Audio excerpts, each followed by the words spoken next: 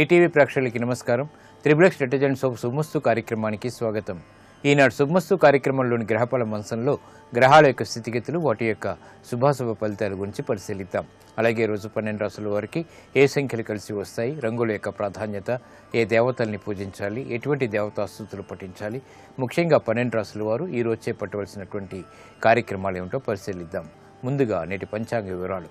శ్రీ జైనామ సంవత్సరం కార్తీక మాసం, దక్షిణాయనం, శరదృతువు. ఈ రోజుతోటి కార్తీక మాసం పూర్తవుతుంది. అలాగే శరదృతువు కూడా పూర్తవుతుంది. ఈరోజు తిథి అమావాస్య, వారం స్థిరవారం లేదా శనివారం. పునఃప్రయత్నాలకి మాత్రమే పనికి వస్తుంది. అలాగే పితృ సంబంధిత కార్యక్రమాలకి ఉపకరిస్తుంది. ఇక ఈరోజు నక్షత్రం విశాఖ నక్షత్రం. ఈ విశాఖ నక్షత్రంలో ఏ పాదంలో పుట్టినప్పటికీ కూడా సామాన్య దోషం, సామాన్య శాంతి తప్పనిసరి. ఈ తర్వాత వచ్చేటువంటి నక్షత్రం అనురాధ నక్షత్రం. ఈ అనురాధ నక్షత్రంలో పుట్టేటువంటి వారికి ఏ పాదంలో పుట్టినప్పటికీ కూడా దోషం లేదు, శుభప్రదమైనది. ఈ అనురాధ నక్షత్రంలో పుట్టేటువంటి వారికి శని యొక్క మహాదశతోటి ప్రారంభమవుతుంది. ప్రస్తుతం శని యొక్క స్థితి శత్రుక్షేత్ర స్థితి, వృశ్చిక క్షేత్ర స్థితి రవితోటి యూతుంది. కాబట్టి ఈ దోష నివృత్తికి నువ్వుల దానం, అలాగే ఏకాదశ పూర్వక రుద్రాభిషేకం బాగా సహకరిస్తాయి. ఇక ఈరోజు 12 రాశుల వారికి ఏర్పడేటువంటి శుభాశుభ ఫలితాన్ని పరిశీలిద్దాం. ముందుగా మేషరాశి. ఈరోజు మేషరాశి వారిని పరిశీలించినట్టయితే ఆరోగ్య విషయంలో జాగ్రత్తలు పాటించాలి. శారీరక శ్రమ అధికంగా ఉంటుంది. వృత్తి, వ్యాపార, ఉద్యోగ సంబంధిత కార్యక్రమాల్లో జాప్యాలు కొనసాగుతాయి. బాధ్యతలు బాగా పెరుగుతాయి. వృత్తిలో అభివృద్ధికి చేపట్టేటువంటి కార్యక్రమాల్లో ఆటంకాలని చవిచూస్తారు. గృహ సంబంధిత కార్యక్రమాల్లో చిరు సమస్యలు కొనసాగుతాయి. వ్యాపార ప్రతిబంధకాలని ధైర్యంగా ఎదుర్కోలేకపోతారు. శత్రువులు మిత్రులు అవుతారు. ఆరోగ్య ప్రతికూలత కొనసాగుతుంది. ఖర్చులు ఉక్కిరిబిక్కిరి చేస్తాయి. ఈ రోజు మీ అదృష్ట సంఖ్య 8. నలుపు వర్ణం ప్రశాంతతను పెంచుతుంది. ప్రతికూల పరిస్థితులను దూరం చేస్తుంది. అనుకూల దైవం శ్రీ వెంకటేశ్వర స్వామి. ఈ రోజు ఈ రాశి వారు శ్రీ వెంకటేశ్వర స్వామిని దర్శించి నమస్కరించి భక్తి శ్రద్ధలతో పూజించడం ద్వారా గ్రహ అతి ప్రతికూలతని దూరం చేసుకోగలుగుతారు. ఆరోగ్య రక్షణ ఏర్పడుతుంది. ఆరోగ్య పరీక్షలు ఈ రోజు మీకు మేలును కలిగిస్తాయి. ఈ రోజు వృషభ రాశి వారిని పరిశీలించినట్టయితే విద్యా విషయాల్లో అనుకూలత కొనసాగుతుంది. సంబంధ బాంధవ్యాల విషయంలో జాగ్రత్తలు పాటించాలి. స్థిరాస్తి విషయాల్లో ఏర్పడినటువంటి సమస్యలు జటిలమవుతాయి. అవమానకర సంఘటనలు వృత్తిరీత్యా కొనసాగుతాయి. ఉద్యోగ సంబంధిత కార్యక్రమాల్లో జాగ్రత్తతో కూడినటువంటి నిర్ణయాలు తప్పనిసరి. స్థిరాస్తి విషయాల్లో ఏర్పడినటువంటి సమస్యలు జటిలమవుతాయి. ప్రయాణాల విషయంలో జాగ్రత్తలు పాటించాలి. ఈ రోజు మీ అదృష్ట సంఖ్య 2. నీలపు వర్ణం మేలుని కలిగిస్తుంది. ప్రతికూల పరిస్థితులను దూరం చేస్తుంది. ప్రమాదాలని దూరం చేస్తుంది. అనుకూల దైవం శ్రీ మహావిష్ణువు. ఈ రోజు ఈ రాశి వారు శ్రీ మహావిష్ణువుని దర్శించి నమస్కరించి భక్తి శ్రద్ధలతో పూజించడం ద్వారా ఆర్థిక వ్యవహారాల్లో ఏర్పడినటువంటి ప్రతికూల పరిస్థితులు దూరమవుతాయి. ఆధ్యాత్మిక కార్యక్రమాలు ఈ రోజు మీకు లాభిస్తాయి. ఈ రోజు మిథున రాశి వారిని పరిశీలించినట్టయితే కోర్టు సంబంధిత వ్యవహారాలు బాగా కలిసి వస్తాయి. శత్రువులపై విజృంభించగలుగుతారు. స్థిరాస్తి విషయాల్లో అనుకూలత ఏర్పడుతుంది. నూతన ఆస్తుల కొనుగోలు వంటివి ఆనందాన్ని కలిగిస్తాయి.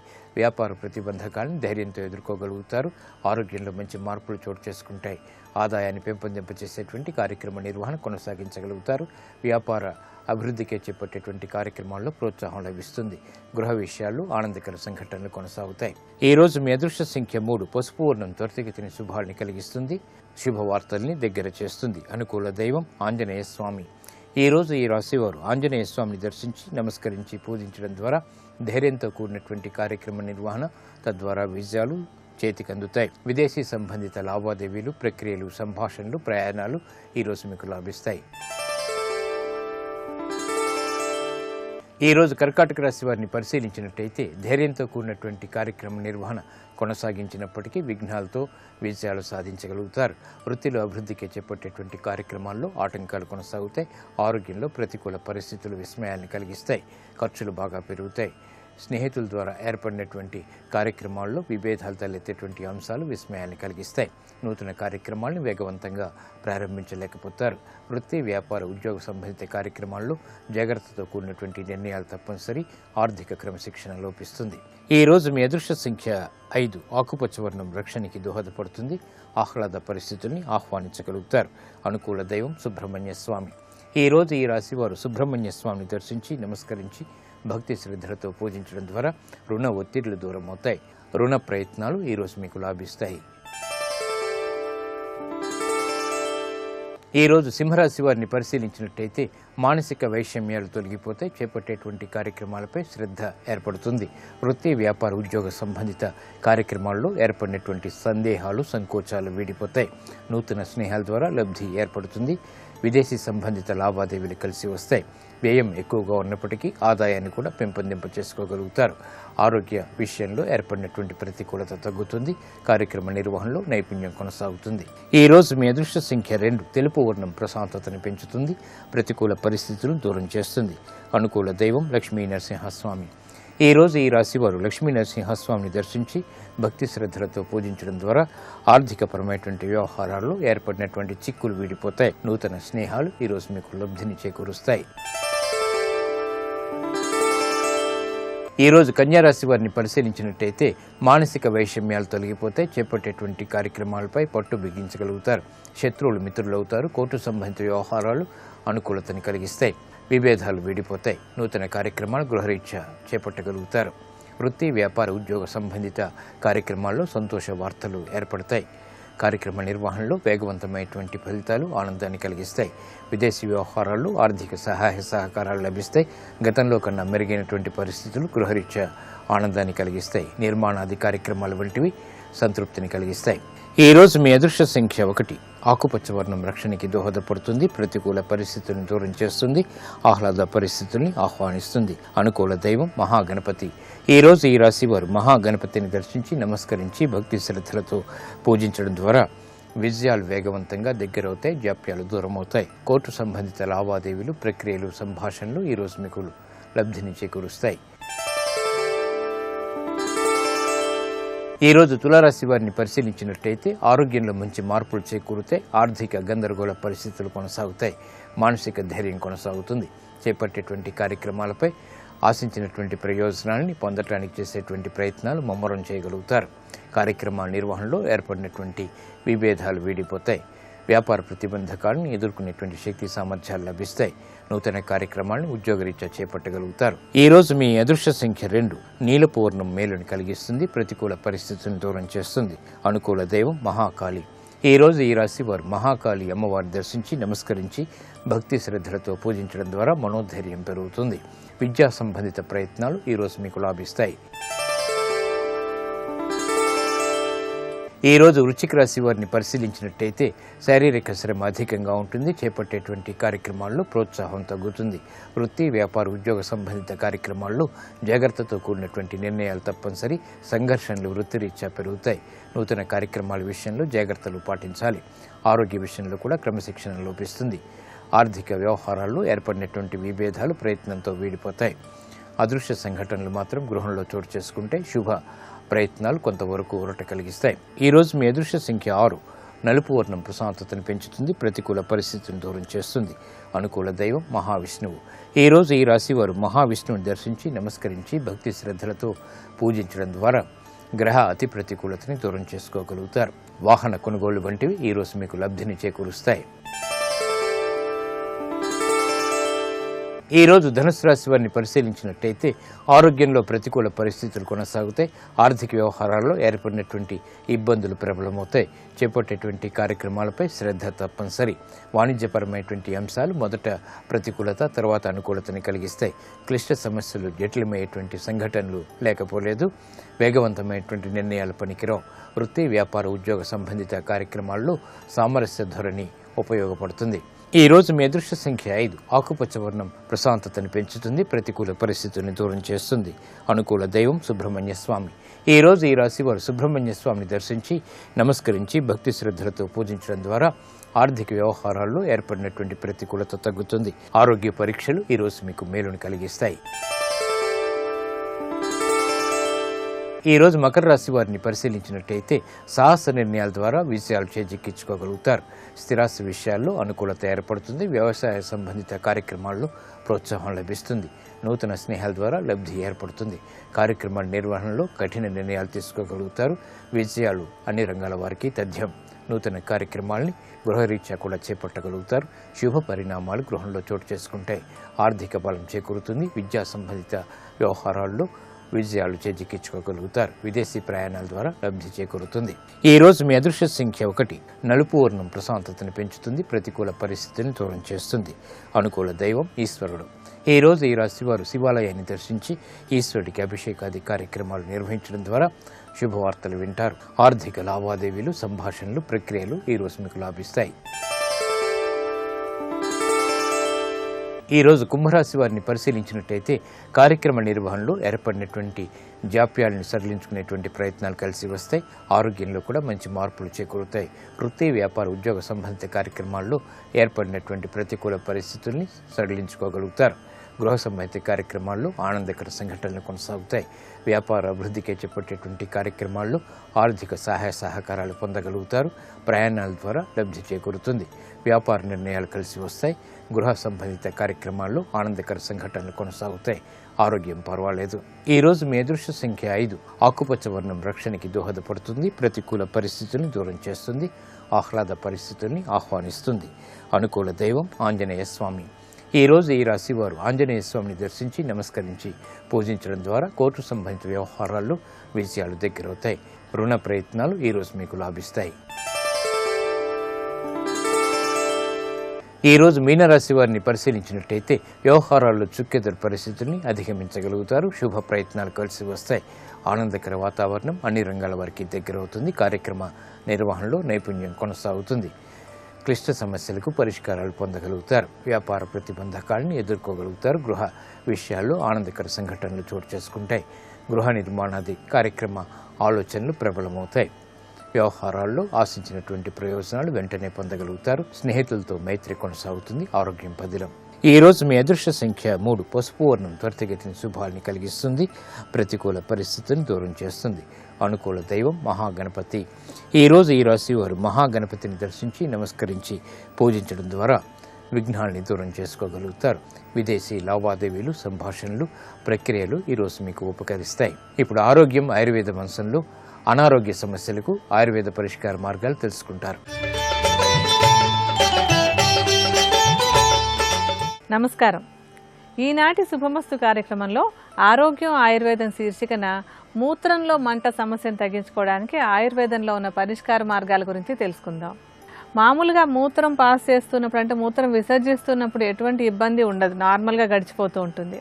అయితే కొన్ని సందర్భాలలో మూత్రం పాస్ చేస్తున్నప్పుడు, అంటే విసర్జిస్తూ ఉన్నప్పుడు మంటగా ఉండడం కానీ, మూత్ర విసర్జన అయిపోయిన తర్వాత మంటగా ఉండడం అనేటువంటిది కానీ ఒక లక్షణంగా కనిపిస్తూ ఉంటుంది. అయితే ఈ సమస్య రావడానికి ఏంటంటే కారణాలు, ఒకటి మూత్రాశయంలో ఉండేటువంటి ఇన్ఫెక్షన్ కానీ, లేకపోతే మూత్రంలో ఉంచేటువంటి ఇన్ఫెక్షన్ కానీ ముఖ్యంగా కారణాలు అవుతూ ఉంటాయి. అంతేకాకుండా తాగవలసినటువంటి మంచినీటి పరిమాణాన్ని కనుక తగ్గించుకొని కొంచెం తక్కువగా నీళ్లు తాగుతున్నట్టయితే కనుక ఆ మూత్రం అంతా కూడా బాగా కాన్సన్ట్రేటెడ్గా అయిపోయి అటువంటప్పుడు కూడా మూత్ర విసర్జనలో మంట అనేటువంటి సమస్య వస్తూ ఉంటుంది. సామాన్యంగా ఎప్పుడూ కూడా మూత్ర సమస్యలు రాకుండా ఉండాలంటే కనుక తగినంత పరిమాణంలో మంచినీటిని తప్పనిసరిగా తీసుకుంటూ ఉండాలి. ఇటువంటి సమస్య ఉన్నప్పుడు దీన్ని తగ్గించుకోవడానికి ఒక ఏకమూలికగా ఉపయోగపడేటువంటి ఔషధం గురించి మాట్లాడుకుందాం. అదేంటంటే చందనం. ఈ చందనం అనేటువంటిది మామూలుగా కూడా మనం చలవ చేస్తుంది అనుకుంటూ ఉంటాం కదా, అది కేవలం చలవ చేయడమే కాకుండా ఈ మూత్రంలో వచ్చేటువంటి ఇన్ఫెక్షన్ని తగ్గించడానికి కూడా చాలా బాగా సహాయపడుతుంది. అలాగే మూత్రంలో ఉండేటువంటి మంట తగ్గిస్తూ, అంటే ఇన్ఫెక్షన్ తగ్గించి మంట తగ్గడానికి చాలా ఉపయోగపడుతుంది. చందనాన్ని ఏం చేయాలంటే చక్కటి మంచి చందనం చూర్ణాన్ని సంపాదించుకుని పెట్టుంచుకుని సుమారుగా 1 గ్రాము పరిమాణంలో చందనాన్ని ఒక 30 నుంచి 40 మిల్లీలీటర్ల నీటిలో వేసి నాననిచ్చుకుని, అంటే ఉదయం పెడితే కనుక సాయంత్రం పెడితే దాన్ని ఉదయం తీసుకుంటూ ఉండాలి. అంతసేపు ఒక 12 గంటల సేపు ఈ చందనం చూర్ణాన్ని నీటిలో నాననిచ్చి ఆ నీటితో కలిపి చందనం చూర్ణాన్ని తాగేసేయాలి. ఈ విధంగా, అంటే ఈ మూత్రంలో మంట సమస్య ఉన్నవాళ్ళు రోజులో 2 నుంచి 3 సార్లు కనుక ఈ చందనం చూర్ణంతో కలిసినటువంటి నీటిని తీసుకుంటున్నట్టయితే మూత్రంలో మంటని తేలిగ్గా తగ్గించుకోవచ్చు.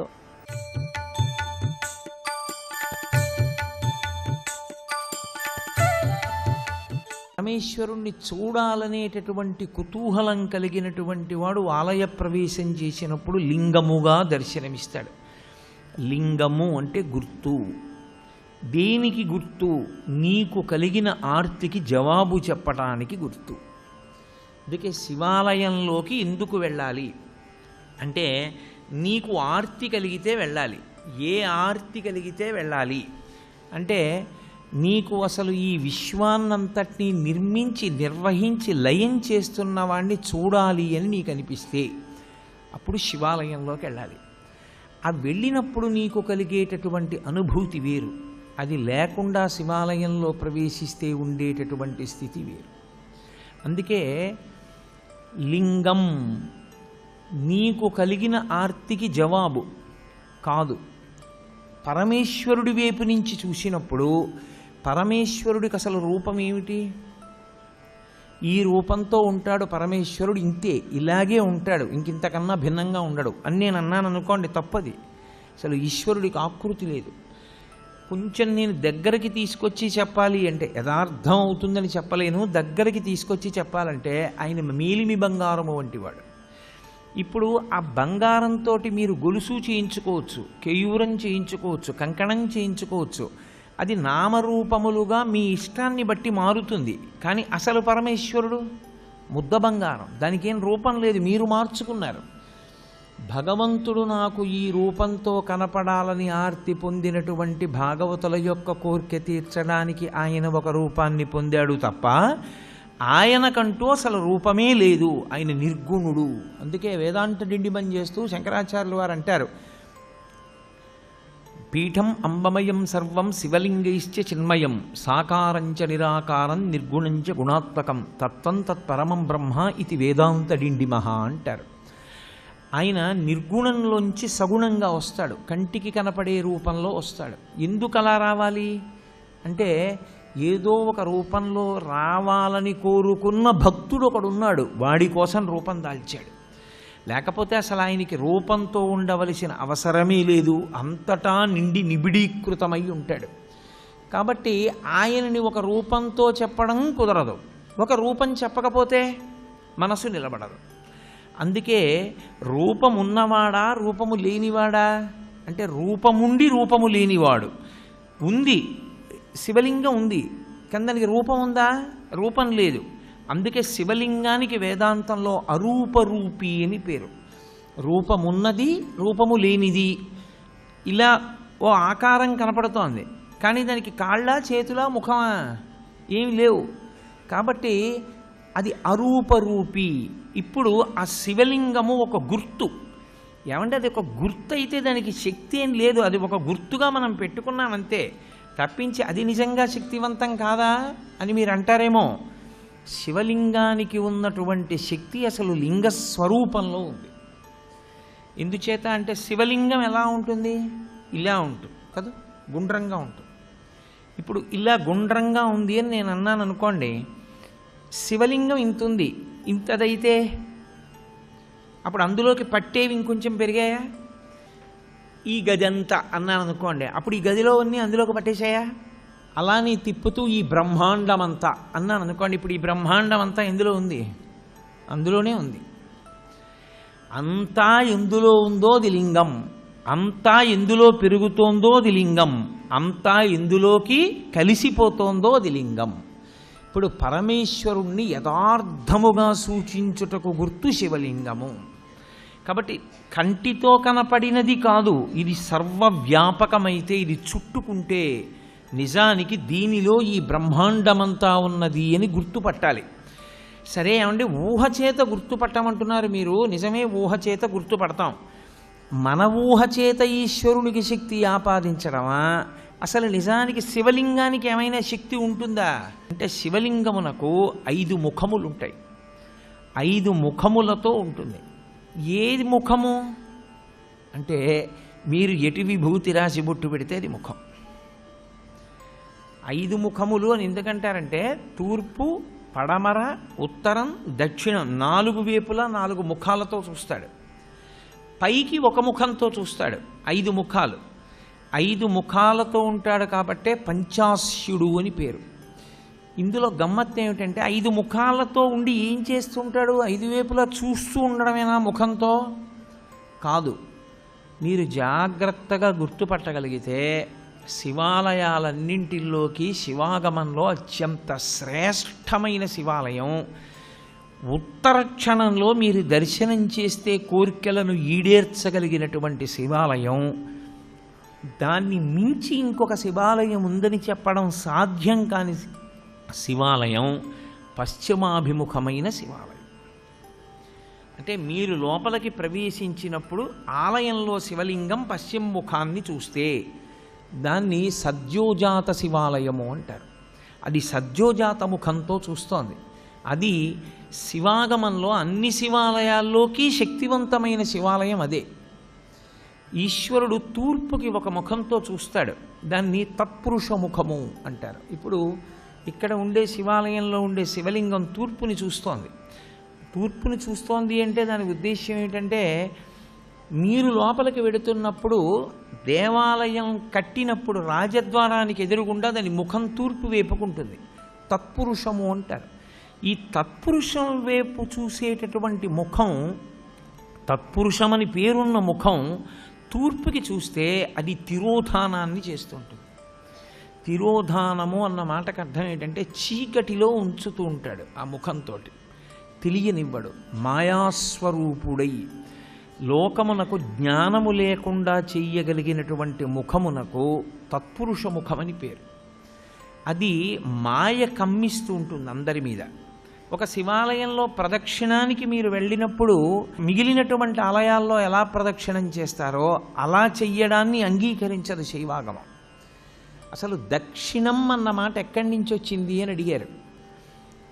మనుష్యుడు తూర్పు దిక్కుకి తిరిగి కూర్చుంటే ఆయనకి కుడి చేతి వైపుకి ఉన్నది ఏదో అది దక్షిణం. అందుకే దక్షిణ దిశ అంటారు. ఆయన దక్షిణ హస్తంతో ఇచ్చాడండి అంటారు. దక్షిణ దిక్కన్న పేరు ఎందుకు వచ్చిందంటే, మనందరం తూర్పుకి తిరిగే కూర్చుంటాం. ఏ కార్యం చేసినా తూర్పుకి తిరిగి కూర్చోండి అంటారు. తూర్పుకు తిరిగి కూర్చున్నటువంటి వ్యక్తికి కుడి చేతి వైపుకి వస్తుంది కాబట్టి ఆ దిక్కుకి దక్షిణ దిక్కని పేరు. ఇప్పుడు మీరు తూర్పు ముఖంగా ఉన్న శివాలయంలోకి ప్రవేశించి నమస్కారం చేస్తే గృహస్థు ఒకలా ప్రదక్షిణం చెయ్యాలి, బ్రహ్మచారి ఒకలా ప్రదక్షిణం చెయ్యాలి, సన్యాసి ఒకలా ప్రదక్షిణం చెయ్యాలి. ముగ్గురు శివాలయానికి ఒకలా ప్రదక్షిణం చేయడానికి వీల్లేదు. గృహస్థు సవ్యాపసవ్యం చెయ్యాలి, బ్రహ్మచారి పూర్ణ ప్రదక్షిణం చెయ్యాలి, సన్యాసి అపసవ్య సవ్యం చెయ్యాలి. సవ్యాపసవ్యము అంటే గృహస్థ అయితే ఎడంచేతి పక్క నుండి తిరగాలి. ఎంతవరకు తిరగాలి? సోమసూత్రము కనపడే పర్యంతమే తిరగాలి. సోమసూత్రం అంటే శివాలయంలో అభిషేకం చేసిన తీర్థం బయటికి వెళ్ళిపోయేటటువంటి మార్గం. ఆ మార్గం కనపడుతోందనుకోండి, అభిషేక తీర్థం వెళ్ళడం కనపడుతోందనుకోండి, ఇక దాన్ని దాటకూడదు. గృహస్థు అక్కడ వరకే వెళ్ళి వెనక్కి తిరిగిపోవాలి. ఎక్కడ వరకు మళ్ళీ వెనక్కి తిరగాలి అంటే చండీశ్వర స్థానం వరకు తిరగాలి. చండీశ్వర స్థానం వరకు వెనక్కి వచ్చి మళ్ళీ వెనక్కి తిరిగి శివాలయంలోకి వెళ్ళాలి. అది గృహస్థు ప్రదక్షిణ. కాబట్టి శివాలయంలో ప్రదక్షిణము అందరికీ ఒక్కలా ఉండదు. శివాలయంలో ప్రదక్షిణం చేసేటప్పుడు పదఘట్టన వినపడకూడదు. మీ అడుగుల చప్పుడు కాని వినపడిందా ప్రదక్షిణం చేసేటప్పుడు మహాపాపం వేస్తారు ఖాతాలో. పాదాల చప్పుడు వినపడకుండా ప్రదక్షిణం చేస్తే పరమశివుడు అంత ప్రసన్నుడవుతాడు. శివాలయంలో ప్రదక్షిణం చేత వచ్చేస్తుందంతే శక్తి అంతా. ఎలా ప్రదక్షిణం చెయ్యాలని అడిగారు. నిండు గర్భిణి ఇంకొక గంటలోనో 2 గంటల్లోనో ప్రసవం అవుతుంది. కిందంతా బిందెతో నూనె పోసేశారు. ఆమెకు ఒక పెద్ద బింది ఇచ్చి నీళ్లు చంకలో పెట్టారు, డొక్కలో. ఆమె పట్టుకుంది. ఇప్పుడు ఆ నూనె ఉలికిపోయిన నేల మీద నడుస్తోంది. ఆమె ఎంత పరాకుగా అడుగు వేసి నడుస్తుందో ప్రదక్షిణ సమయంలో అంత పరాకుగా అడుగు వేసి నడవాలి, చప్పుడు రాకుండా. అదే ఉపమానాన్ని వాడింది శైవాగమం. యథాతథంగా మీకు నేను ఆ ఉపమానాన్ని అందించాను. సర్వం శ్రీ ఉమామహేశ్వర పరబ్రహ్మార్పణమస్తు. స్వస్తి. బ్రహ్మ యొక్క శక్తి సరస్వతి, విష్ణువు యొక్క శక్తి లక్ష్మి. కామాక్షి అంటే ఒక కంటిలో సరస్వతీదేవి యొక్క అనుగ్రహాన్ని, ఒక కంటిలో లక్ష్మీదేవి యొక్క అనుగ్రహాన్ని తన యొక్క దృష్టి ప్రసారము చేత అనుగ్రహించగలిగినటువంటి తల్లి. ఈ మూత్రంలో మంట సమస్య రాకుండా ఉండాలంటే ఏంటంటే ఎప్పుడు మూత్ర విసర్జన అవసరం కలిగినా సరే ఆలస్యం చేయకుండా, అంటే కొన్నిసార్లు ఏంటంటే కుదరక అంటే వీలు లేదనో టైం లేదనో ఆలస్యం చేస్తూ ఉంటారు. అలా చేస్తున్నప్పుడు మూత్రంలో ఇన్ఫెక్షన్లు వచ్చేందుకు అవకాశం ఎక్కువగా ఉంటుందన్నమాట. అలా చేయకుండా ఎప్పుడు మూత్ర విసర్జనకు అవసరమైందో అప్పుడు తప్పనిసరిగా బాత్రూమ్కి వెళ్ళడం అనేటువంటి అలవాటు ఈ సమస్య రాకుండా ఉండడానికి తోడ్పడుతుంది. అలాగే ఈ మూత్రంలో మంటతో బాధపడుతున్నటువంటి వాళ్ళు ఏంటంటే కారము మసాలా రెండింటిని కూడా ఆహారంలో తగ్గించేసుకోవాలి. తగ్గించేసుకుని కమ్మటి మజ్జిగ, కొబ్బరి నీళ్ళు ఇటువంటి ద్రవ పదార్థాలు కనుక పదే పదే తీసుకున్నట్టయితే చాలా తొందరగా ఈ సమస్యను తగ్గించుకోవచ్చు. ఈ సమస్యను తగ్గించుకోవడానికి మరొక ఆయుర్వేద ఔషధం గురించి కూడా తెలుసుకుందాం. ఈ ఔషధంలో మనకు కావాల్సినటువంటి మొట్టమొదటి మూలిక ఏంటంటే పల్లేరు కాయలు. ఈ పల్లేరు కాయలను సంస్కృతంలో గోక్షుర అంటారు. ఇది ఏంటంటే మూత్రం సాఫీగా అయ్యేలాగా, మూత్రంలో ఉండేటువంటి ఇన్ఫెక్షన్ తగ్గడానికి కూడా చాలా బాగా ఉపయోగపడేటువంటి మూలిక. ఎండబెట్టినటువంటి పల్లేరు కాయలను తీసుకుని దాన్ని మెత్తటి చూర్ణంలాగా చేసేసుకోండి. ఈ చూర్ణాన్ని సుమారుగా ఒక 50 గ్రాముల పరిమాణంలో తీసుకుని విడిగా పెట్టించుకోండి. దీంతో పాటుగా మనకు కావాల్సినటువంటి ఇంకొక మూలిక ఏంటంటే ధనియాలు. ధనియాలు కూడా మూత్రం సాఫీగా అయిపోవడానికి చాలా బాగా తోడ్పడేటువంటి మూలిక. బాగా చలవ చేస్తుంది, మూత్రంలో ఇన్ఫెక్షన్ తగ్గడానికి ఉపయోగపడుతుంది. ధనియాలను కొంచెం మూకుట్లో వేసేసి, అంటే నూనె అది ఏం వేయకుండా ఒట్టిగా మూకుట్లో వేసి కొంచెం వేగనివ్వాలి. ఆ వేగిన తర్వాత దాన్ని మెత్తటి చూర్ణంలా చేసుకోవాలి. ఈ చూర్ణాన్ని కూడా 50 గ్రాములే తీసుకోండి. ఈ ధనియాల చూర్ణాన్ని పల్లేరుకాయల చూర్ణాన్ని కలిపి ఒక డబ్బాలో పోసి ఉంచుకుని, ఈ మూత్రంలో మంట సమస్య ఉన్నటువంటి వాళ్ళు దాదాపుగా ఒక చెంచాడు చూర్ణాన్ని తీసుకుని 1 కప్పు నీటిలో వేసి సగం నీరు ఎగిరిపోయేంత వరకు మరిగించి ఆ మిగిలినటువంటి దాన్ని వడపోసుకుని, అంటే దాదాపు ఒక 30 మిల్లీలీటర్లన్నా మిగిలాలి. ఆ 30 మిల్లీలీటర్ల కషాయాన్ని వెచ్చవెచ్చగా ఉదయము, మధ్యాహ్నము, సాయంత్రము 3 పూట్ల ఎప్పటికప్పుడు చేసుకుని తాగుతున్నట్టయితే కనుక ఈ మూత్రంలో మంట సమస్యని తొందరగా పరిష్కారం చేసుకోవచ్చు. ఆరోగ్యవంతమైన జీవన విధానం కోసం ఆయుర్వేదంలో చెప్పినటువంటి ప్రత్యేక అంశాల గురించి రేపటి శుభమస్తులో తెలుసుకుందాం.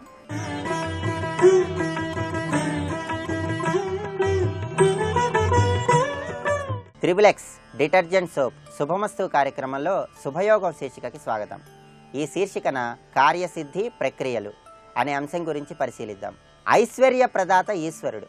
ఈశ్వరుడి యొక్క అనుగ్రహం ద్వారా ఐశ్వర్యాన్ని పొందటానికి, సకల కార్యాలలో జయాన్ని కలిగింపజేసుకోవటానికి కొన్ని ప్రత్యేకమైనటువంటి పూలతో పరమేశ్వర ఆరాధన చేయాలి.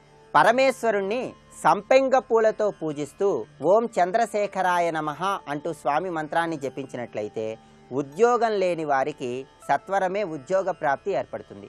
అదేవిధంగా ఆకస్మిక ధనలాభం కలగటానికి కూడా సంపెంగ పూలతో చేసే పరమేశ్వర పూజ ఎంతగానో సహకరిస్తుంది.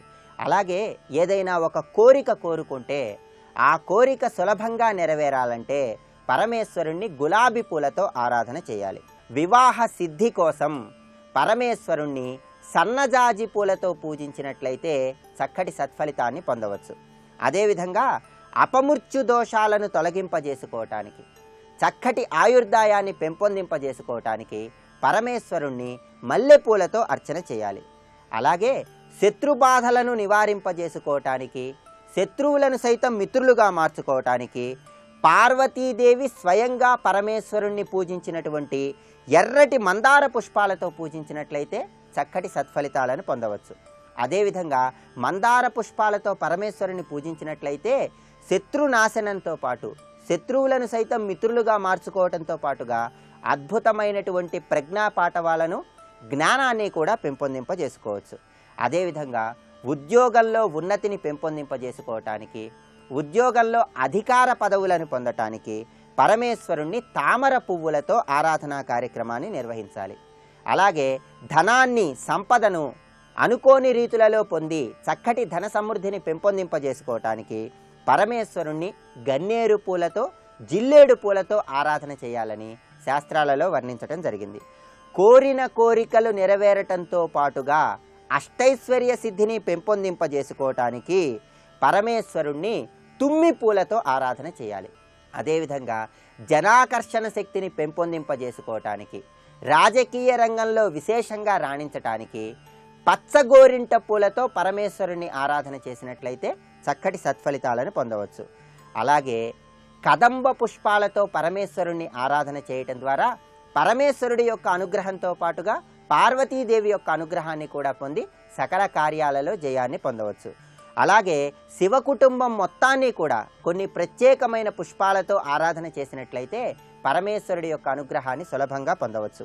నల్ల కలువ పువ్వులో పార్వతీదేవి, తెల్ల కలువ పువ్వులో కుమారస్వామి, కమలంలో ఈశ్వరుడు, గన్నేరు పువ్వులో గణపతి ఉంటాడని శాస్త్రవచనం కనుక గృహంలో శివ కుటుంబం ఉన్నటువంటి చిత్రపటానికి నల్ల కలువ పూలు, తెల్ల కలువ పూలు, కమలాలు, గన్నేరు పూలతో పూజా కార్యక్రమాన్ని నిర్వహించినట్లయితే శివ కుటుంబం యొక్క పరిపూర్ణమైన అనుగ్రహాన్ని పొంది ఉద్యోగ వ్యాపారాలలో, ఆర్థిక వ్యవహారాలలో, వివాహానికై చేసే సర్వ ప్రయత్నాలలో చక్కటి పురోభివృద్ధిని సాధించవచ్చు. ఈ విధంగా పుష్పాలతో పరమేశ్వరుని ఆరాధన చేస్తూ పరమేశ్వరుడి యొక్క లింగస్వరూపం ముందు ఆవు నెయ్యితో ఒక దీపాన్ని వెలిగించి ఆవు నెయ్యిని కొద్దిగా గుగ్గిలంలో వేసి ధూపం వేసినట్లయితే పరమేశ్వరుడి యొక్క అనుగ్రహం ద్వారా కార్యసిద్ధిని పెంపొందింపజేసుకోవచ్చు.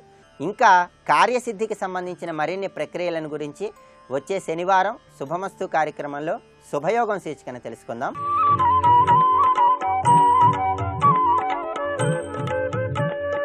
ఈటీవీ ప్రేక్షకుల నమస్కారం. ట్రిప్లెక్స్ డిటర్జెంట్ సోప్ శుభమస్తు కార్యక్రమంలో నక్షత్ర యోగానికి స్వాగతం.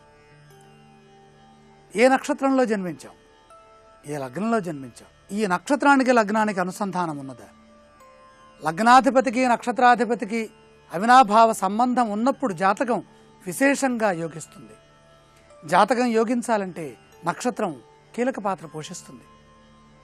ఈ క్రమంలో ఆశ్లేష నక్షత్రం 4వ పాదంలో జన్మిస్తే స్వామి కార్యరతః, కాముకః, ప్రవాసీ, గంభీరవాక్, గంభీరవాణి, గంభీరమైన వాణి, కాముకః ప్రవాసీ.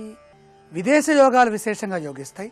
ప్రతిదాన్ని ఆస్వాదిస్తారు, ఆనందిస్తారు, ఉపయోగిస్తారు, వినియోగిస్తారు, అనుభవిస్తారు, అనుభవింపచేస్తారు. ఆశ్లేష నక్షత్రం 4వ పాదంలో జన్మించిన వారు ఎక్కువగా దేవాలయ నిర్మాణాలు చేస్తారు, మంచి పనులు చేస్తారు. అలాగని యోగులుగా ఉండరు, భోగులుగానే ఉంటారు. విద్యావేత్తలుగా పరదేశ వాసం కూడా చేసి వస్తూ ఉంటారు. విశేష ధన యోగం ఉంటుంది. ముఖ్యంగా స్వామి కార్యరతః, తను నమ్మిన వ్యక్తి యొక్క పనులని సమర్థవంతంగా, నిబద్ధవంతంగా, విచక్షణాయుతంగా నెరవేరుస్తారు. ఇంకా ప్రాపంచిక విషయముల యందు ఎక్కువగా ఇష్టత ఉండదు. జ్ఞాన విషయముల యందు అధిక దృష్టి ఉంటుంది. అందరినీ ఆకర్షిస్తారు. రాజకీయాలంటే ఆసక్తి. తండ్రికి అనుకూలంగా వ్యవహరిస్తారు. తండ్రి మాటే శిరోధార్యంగా ఉంటుంది. కళా నైపుణ్యము, గంభీరము, శాంతము, దూర ప్రయాణాలు చేయటం, మతాభిమానము, దేశాభిమానము, ప్రజాభిమానము, రాజకీయాభిమానం, ఇక అభిమానము అనే పదంతో ఉన్నవన్నీ అభిమానాలే. మంచి విషయాల్లో సంఘాన్ని గౌరవించే లక్షణాలు, సంఘటితపరిచేటటువంటి అంశాలు. ఆశ్లేష నక్షత్రం 4వ పాదంలో జన్మించిన వారు ఒక మాట చెబితే దాంట్లో అసత్యము లేశమాత్రమైనా ఉండదు. అనృత వాక్యములు ఉండవు, నమ్మచ్చు. దైవీభావం అధికంగా ప్రసరిస్తూ ఉంటుంది. ఆరోగ్య లక్షణాలు ఎక్కువగా ఉంటాయి. దుర్వ్యసనాలకి దూరంగా ఉంటారు. 2-3 పాదాలు కొంచెం దుర్వ్యసనాలకి దగ్గరగా ఉండే లక్షణాలు ఉంటే, 4వ పాదం మాతృవిధేయత కలిగి పితృవాక్య పరిపాలనా దక్షులై ప్రతి విషయంలోనూ జ్ఞానాన్ని సముపార్జన చేస్తూ ఉంటారు. అలాగే వ్యాపార దక్షత కలిగి ఉంటారు. ఎందుకంటే ఇక్కడ బుధ నక్షత్రం కాబట్టి, అది బుధ దశ నక్షత్రం కనుక అనేక విషయాల్లో ప్రజ్ఞ ఉంటుంది. మొండి ధైర్యం, మొండి పట్టుదల కూడా వీళ్ళల్లో కొంచెం కనపడుతోంది. సాధారణ జీవనానికి ఇష్టపడుతుంటారు. అనేక గండాలని దాటి చిన్నతనంలో అనేక రకాలైనటువంటి సమస్యలని ఎదుర్కొని విద్యా విఘ్నాలు కూడా చవిచూచి చెడ్డమిత్రులు కూడా చేరితే వాళ్ళందరినీ ఛేదించుకుంటూ చక్కగా గొప్పగా ముందుకు వెళతారు. స్త్రీలైతే సౌకుమార్యవంతులై ఉంటారు. చూడగానే గొప్ప మాతృతత్వం ఉంటుంది వాళ్ళల్లో. క్షమాగుణం ఉంటుంది, దయాగుణం ఉంటుంది, కరుణరసం ఉంటుంది అని చెప్పుకున్నాం మనం.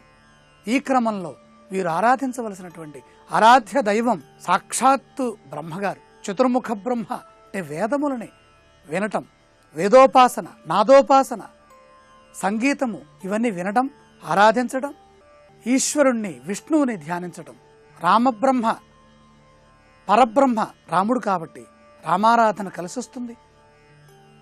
అలాగే అదృష్టవారం బృహస్పతి వారం, గురువారం, లక్ష్మీవారం, లక్ష్యవారం అంటాం దాన్ని, బృహస్పతి వారాన్ని. అలాగే శుభ కార్యక్రమాల్లో, ముఖ్యమైన పనుల్లో, పుట్టినరోజు సందర్భాల్లో ధరించవలసిన వర్ణం బంగారపు ఛాయ, సువర్ణ వర్ణాన్ని ధరిస్తే దుస్తులుగా బాగా కలిసి వస్తుంది. ప్రశాంతమైనటువంటి జీవనాన్ని చేయటంలో స్థిమితము, స్థితప్రజ్ఞత్వం కలిగిన వారు ఆశ్లేష నక్షత్రం 4వ పాదంలో జన్మించిన వారు. రేపటి శుభమస్తు కార్యక్రమంలో మఘా నక్షత్రంలో జన్మించిన వారి స్వభావము, వారి భవిష్యత్తు, వారి లక్షణాలు ఏ విధంగా ఉంటాయో తెలుసుకుందాం. ఇప్పుడు ఆరోగ్యం యోగా అనే శీర్షికన అనారోగ్య సమస్యల నివారణకే ఉపకరించే కొన్ని యోగాసనాలను పరిశీలన చేద్దాం. ముఖంపై ముడతలు తొలగడానికి లఘుదండాసనం ఉపయోగపడుతుంది. వృద్ధాప్యంలో ముఖంపై ముడతలు పడటం సహజం. అయితే యువతీ యువకుల్లో కూడా ముఖంపై ముడతలు పడటం కూడా గమనిస్తుంటాం. దీనికి అనేక కారణాలు ఉంటాయి. సరైన నిద్ర లేకపోవటం వల్ల, తగినంత నీరు త్రాగకపోవటం వల్ల, నాసిరకమైన క్రీములు ముఖానికి పులమడం వల్ల, ఇలా ఎన్నో కారణాల వల్ల ముఖంపై ముడతలు ఏర్పడతాయి. ముఖంపై ముడతలు తొలగటానికి లఘుదండాసనం ఉపయోగపడుతుంది. తలను నేలకు తాకించాలి. 2 చేతులతో తలను బంధించాలి. ఈ స్థితిలో 2 కాళ్లను పైకి ఎత్తి ఉంచాలి.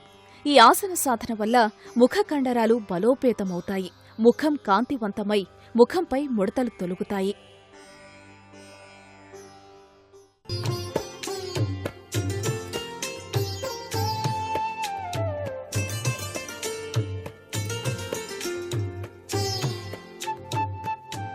XXX డిటర్జెంట్ సోప్ శుభమస్తు కార్యక్రమంలో గృహబలం అంశానికి స్వాగతం. ఈ రోజుతో కార్తీక మాసం పూర్తవుతుంది. ఈరోజు అమావాస్య. ఈ రోజున ప్రతి ఒక్కరూ కూడాను గృహంలో పితృదేవతలను ఆరాధన చేయాలి అని శాస్త్రం. పితృదేవతల యొక్క ఆశీస్సులు ఎంత గొప్పగా ఉంటే అంత అభివృద్ధిలోకి ఆ వంశం వస్తుంది అని చెప్పేసి శాస్త్రం చెబుతోంది. అందుచేత పితృదేవతలను ఆరాధన చేసి వారికి ఇష్టమైనటువంటి వంటకాలని 10 మందికి పంచటం, బ్రాహ్మణోత్తములకు దక్షిణ తాంబూలాదులు ఇవ్వటం, తరువాత నదీ తీర ప్రాంతంలో తప్పనిసరిగా అరటి దొప్పల్లో దీపారాధన చేసి నీటిలో వదలాలి. దీన్నే మనం పోలీస్ స్వర్గమునకేగుట అని చెప్పేసి కూడా చెప్తాం. అంటే ఆత్మజ్ఞాన తత్వం. ఈ శరీరం శాశ్వతం కాదు, లోపల ఉన్న పరమాత్మ శాశ్వత తత్వంతో మనకి భక్తి భావన స్ఫూర్తిని కలిగించాడు. ఆ స్వామి యొక్క అనుగ్రహ కటాక్ష వీక్షణాల వలన ఈ యొక్క మానవ జీవితం చక్కగా సాగిపోవాలి అనేటువంటి తలంపుతో కార్తీక దామోదర నమోన్నమః అంటూ మనం ఆ నదీ తీర ప్రాంతంలో ఆ విధంగా ఈ సుదినాన తప్పనిసరిగా దీపాల్ని వదిలేటువంటి సాంప్రదాయం కనిపిస్తోంది. ఇక వాస్తుశాస్త్రరీత్యా రాజవీధి గుర్తింపుకు దిక్సూచి అనేటువంటిది వాడవలసిన పని లేదు. ఎక్కువ ప్రజలు ఏ వీధిలో తిరుగుతూ ఉంటారో ఆ వీధిని రాజవీధి అంటారు. ఎక్కువ మంది జనసందోహం నడిచేటువంటి వీధికి ఒక దివ్యవంతమైనటువంటి ప్రభావం ఉంటుందని శాస్త్రం. ఏకఖండం అంటే ఒకే ఒక ముక్కతో మీరు ఇంటి తలుపులు కనుక చేయిస్తే చాలా గొప్ప రాజ్యలాభం కలుగుతుంది. ఏకఖండం తలుపండి అంటారు. అయితే ఇంటి సింహద్వారానికి 2 తలుపులు ఉండాలి. చాలామంది ఇటీవల కాలంలో ఒకే తలుపు పెడుతున్నారు సింహద్వారానికి. తప్పనిసరిగా 2 తలుపులు ఉండి తీరాలి అనేటువంటి ముఖ్యమైనటువంటి వాస్తు సూత్రం ప్రతి ఒక్కరూ కనుక పాటించినట్లయితే చాలా చక్కటి యోగవంతమైన సత్ఫలితాన్ని పొందటానికి ఆస్కారం ఉంటుంది. సింహద్వారానికి ఎప్పుడూ కూడా 2 తలుపులు ఉండాలి. ఆ తలుపులు మూసేటప్పుడు కిర్రుమనే శబ్దం మాత్రం రాకూడదు. ఇంట్లో అన్ని తలుపులు అంతే. బిగించినప్పుడు ఎటువంటి పరిస్థితుల్లోనూ శబ్దం అనేటువంటిది చేయకూడదు. చాలామంది ఇళ్లల్లో దేవతా మందిరం తెరిచేటప్పుడు తప్పనిసరిగా ఆ దేవతా మందిరం యొక్క గది తలుపు గడియను అలా అలా అలా 3 సార్లు అలా అని స్వామి అంటూ లోపలికి ప్రవేశించే సాంప్రదాయం కూడా ఉంది. ఇది అద్భుతవంతమైన సాంప్రదాయం. దీనివల్ల పురోభివృద్ధి జరుగుతుంది. మీ గృహంలో ఉండేటువంటి ఆ పూజా మందిర గదికి ఉన్నటువంటి తలుపుకు ఉన్న ఆ యొక్క గడియను కదిలిస్తేనే. అంటే ఏమిటనమాట, ఈ మనస్సు ఈ గృహం అనేటువంటి దేవాలయంలో భగవంతుడు ఉన్నాడు. దేవాలయం దగ్గర తలుపులు తీసేటప్పుడు ఏ విధంగా అయితే ఆ యొక్క పూజారి ఆ గడియని ఆ విధంగా కొట్టి లోపలికి వెళ్తారో ఆ విధంగానే మనం కూడా ఈ గృహం అనే దేవాలయంలో అలా మ్రోగించి లోపలికి వెళుతున్నాం అనే భావనా పరంపర రావాలి. ఇది చాలా విశిష్టవంతమైనటువంటి సాంప్రదాయం. అలాగే ప్రతి వాళ్ళు నిద్ర నుంచి లేవగానే ఉత్తర దిశగా నడవాలి. తూర్పు తలుపు తీసి తర్వాత ఉత్తర దిశగా నడవండి. లక్ష్మీదేవి ఆగమనం ఉంటుంది. ఉత్తర స్థానం కుబేర స్థానం అని చెప్పేసి శాస్త్రం. అందుచేత గృహం కట్టుకున్న ప్రతి వాళ్ళు నిద్ర నుంచి లేవగానే దొడ్డి తలుపు తీయాలి, ఉత్తర ద్వారం తీయాలి. జ్యేష్ఠాదేవేమో దొడ్డి గుమ్మ నుంచి వెళ్ళిపోతుంది. నిద్రాదేవత అన్నారు. అప్పటిదాకా నిద్రా దేవత, దానికి దరిద్ర దేవత అని పేరు కూడా ఉంది. ఇక్కడ నిద్ర నుంచి లేచి మన కార్యక్రమంలోకి వెళ్ళేటప్పుడు ఉత్తర దిశగా తలుపులు తెరవడం. ఇలా పాటించిన వాళ్ళు చాలా అభివృద్ధిలోకి వచ్చినట్టుగా మనకి చాలా సూత్ర ప్రాతిపదికలు ఉన్నాయి ఇప్పటికీ కూడా. 3 ముక్కలతో తలుపులు మాత్రం చేయకూడదు. అది అరిష్టదాయకమైనటువంటి ప్రభావాన్ని కలిగింపచేస్తుంది. 4 ముక్కలతో తలుపులు చేస్తే ధనం కూడాను పోతుంది. అంచేత ఏకఖండం తలుపులు చాలా విశేషవంతమైన ప్రభావాన్ని కలిగింపచేస్తాయి. 5 ముక్కలతో కనుక తలుపులు కనుక చేయించారనుకోండి అష్టైశ్వర్యాలు వస్తాయని చెప్పేసి శాస్త్రం. అదేంటండి అంటే పంచభౌతికాత్మకమైనటువంటి శరీరం కదండి మంది. అగ్ని, వాయువు, భూమి, నీరు, ఆకాశం. అందుకే దీపారాధన కుంది కూడాను 5 ముఖాలు ఉండాలి ఇంట్లో. 5 ముఖాలు కలిగిన కుందిలో 5 ఒత్తులు వెలిగించి దీపం ఆరాధన చేయండి అని చెప్తోంది శాస్త్రం. అలాగే ఇల్లు నిర్మాణం చేసేటప్పుడు 5 ముక్కలతో, అంటే ఒక తలుపు బిగించేటప్పుడు అందంగా మళ్ళా మధ్యలో చాలా చక్కటి డిజైన్స్ వేస్తూ ముక్కల్ని బిగిస్తారు చూడండి, అవి 5 ఉండాలి. చాలా చక్కటి యోగవంతమైన ప్రభావం కలిగి తీరుతుందని చెప్పడంలో ఏమాత్రం సందేహాలు లేదు. గృహ ఆవరణలో దైవ పూజకు పనికి వచ్చేటువంటివి ఆ పూల మొక్కలు పెంచడం చాలా మంచిది. నిత్యం కూడా దైవారాధన చేయటం ప్రతి వ్యక్తి కూడా అలవాటు చేసుకోవాలి. గృహం కట్టిన ప్రతి వాళ్ళు, గృహంలో నివసించే ప్రతి వాళ్ళు దైవారాధన చేసినట్లయితే దైవ బలం ఎంత గొప్పగా ఉంటే వాస్తు బలం అంత గొప్పగా రాణిస్తుంది. గ్రహచార గతులు బాగా లేకపోయినప్పటికీ కూడా దైవ బలం ఉంటే చాలా ఉన్నతమైనటువంటి స్థితికి వెళ్ళటానికి ఆస్కారం దైవమే కల్పిస్తాడు సుమా అని అర్థం. అందుచేత దేవ పూజకు ఉపయోగించేటువంటి పూల మొక్కల పెంపకం ఇంటి ఆవరణలో పెంచడం చాలా మంచిది వాస్తుశాస్త్రరీత్యా. తులసి మొక్క మాత్రం తప్పనిసరిగా ప్రతి ఇంట్లో కూడా ఉండాలి. దానివల్ల అష్టైశ్వర్య సిద్ధి ఆ ఇంటికి కలగటానికి ఆస్కారం ఉంది.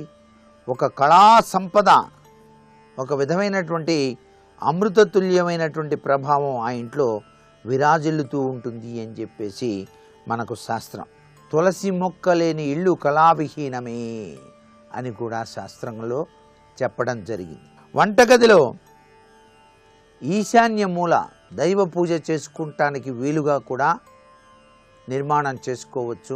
మరికొన్ని ముఖ్య విషయాలు సోమవారం నాటి శుభమస్తు కార్యక్రమంలోని గృహబల అంశంలో తెలుసుకుందాం. ఇప్పుడు ఆరోగ్యం యోగా అనే శీర్షికన అనారోగ్య నివారణకు ఉపకరించే యోగాసనాలు ఏమిటో చూద్దాం. ముఖంపై ముడతల నివారణకు ఊర్ధ్వ ఏకపాదాసనం ఉపయోగపడుతుంది. నేలపై నిటారుగా నిల్చొని తలను కిందకు వంచి ఓ కాలును వీలైనంత రీతిలో కాలును బాగా పైకి ఎత్తాలి. ఈ స్థితిలో ఉండగలిగినంతసేపు ఉండాలి. ముందుగా కుడికాలిని కుడిచేత్తో పట్టుకుని మరో కాలిని పైకి ఎత్తి ఉంచాలి. ఇదే ఆసనాన్ని మరో కాలితో కొనసాగించాలి. ఈ ఊర్ధ్వ ఏకపాదాసనం వల్ల ముఖ కండరాలు దృఢవంతమై ముఖంపై ముడతలు తొలగుతాయి.